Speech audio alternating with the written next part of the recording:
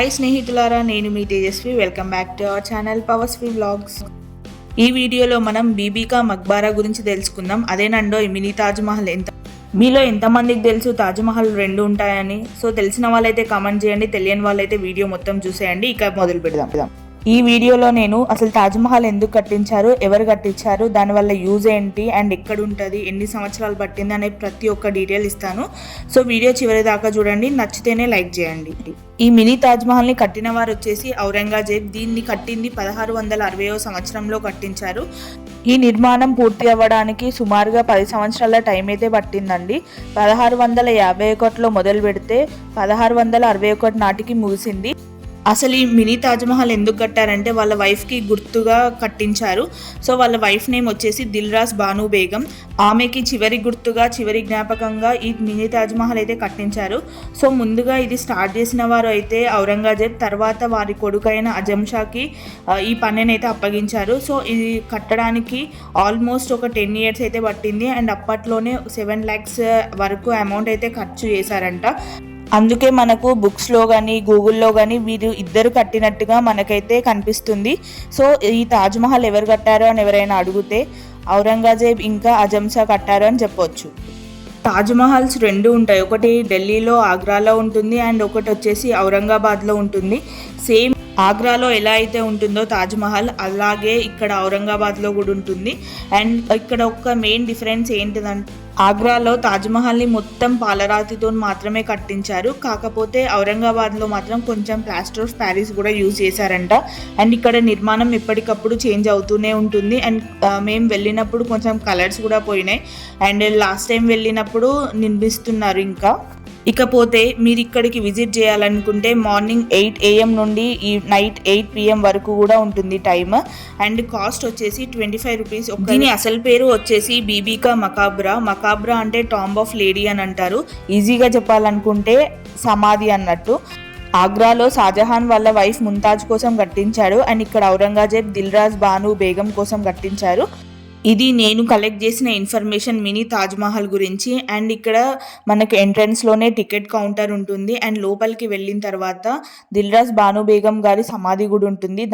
ఇక్కడ నిర్మాణం చూసుకుంటే చాలా చాలా బాగుంది, కాకపోతే కొంచెం కలర్స్ అన్నీ పోయి ఇప్పుడు ఒక పాత రాజ్మహల్ లాగా అనిపిస్తుంది. సో ఒక సింపుల్గా మన వేలో చెప్పుకోవాలనుకుంటే, సో ఒక ఫస్ట్ ఫ్లోర్కి వెళ్ళిన తర్వాత మనకు వ్యూ అయితే మొత్తం ఇలా ఉంటుందండి.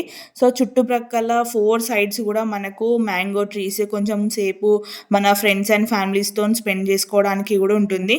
అండ్ ఇక్కడ కొంచెం డిజైన్ కూడా యూనిక్గా అనిపిస్తుంది. నేను జూమ్లో కూడా తీశాను, అది మీరు టెక్స్ట్ క్లిప్లో చూడొచ్చు. సో మీకు ఒకవేళ దీని గురించి కంప్లీట్ ఇన్ఫర్మేషన్ ఇంకా కావాలనుకుంటే ఇక్కడ కాసేపు పాజ్ చేసుకొని చదవండి.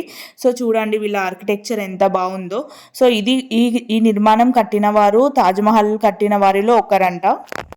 నేను మీకు ఇక్కడ చెప్పిన ఇన్ఫర్మేషన్ అంతా నేను కలెక్ట్ చేసింది మాత్రమే. నేను గూగుల్లో ఇంకా యూట్యూబ్లో అన్నిట్లో సెర్చ్ చేసి చెప్పేది మాత్రమే. మీలో ఇంకెవరికైనా దీని గురించి ఇంకెక్కువ ఇన్ఫర్మేషన్ తెలిస్తే కింద కమెంట్ చేయండి, సో దట్ వేరే వాళ్ళకి కూడా యూజ్ అవుతుంది. ఇక్కడ ఈ డిజైన్ చూసారా ఎంత బాగుందో. సో ఒక 2-3 ఫ్లోర్స్ లాగా ఉంది, కాకపోతే మనం పైకి ఎక్కడికి వెళ్ళలేము.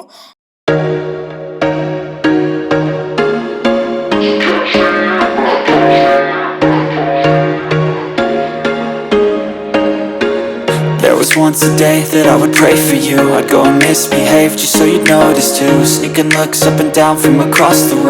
మేము ఒక 10 years బ్యాక్ వెళ్ళినప్పుడు ఇక్కడ వాళ్ళు వాడిన వస్తువులు, వాళ్ళు వాడిన ఐటమ్స్ అవన్నీ కూడా మాకు కనిపించాయి, కాకపోతే ఈసారి వెళ్ళినప్పుడు అయితే అలా ఏం లేవు.